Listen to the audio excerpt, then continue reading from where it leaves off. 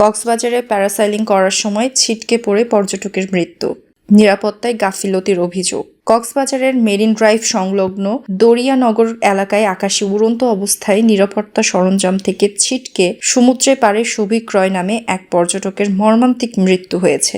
গতকাল শনিবার 1 আগস্ট বেলা 12:30টার দিকে আলোচিত ফরিদের মালিকাধীন সি স্পোর্টস প্যারাসাইলিং পয়েন্টে এই দুর্ঘটনা ঘটে।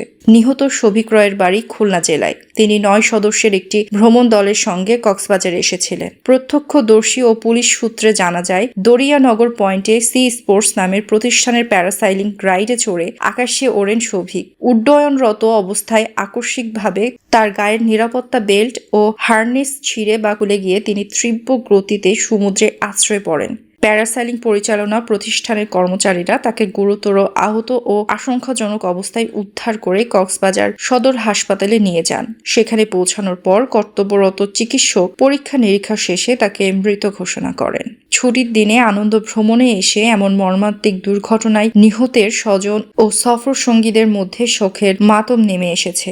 এদিকে এই দুর্ঘটনার পর কক্সবাজারের সৈকত এলাকায় পরিচালিত ওয়াটার ও এয়ার স্পোর্টসের নিরাপত্তা ব্যবস্থা নিয়ে স্থানীয় বাসিন্দা ও পর্যটকদের মধ্যে তীব্র ক্ষোভের সৃষ্টি হয়েছে।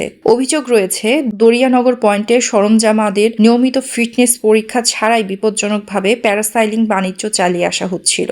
সংশ্লিষ্ট প্রতিষ্ঠান সি স্পোর্টস প্যারাসাইলিং এর অধীনে অতীতেও একই ধরনের ভয়াবহ দুর্ঘটনা ঘটেছিল, যা নিয়ে দেশ জুড়ে তোলপাড় সৃষ্টি হয়।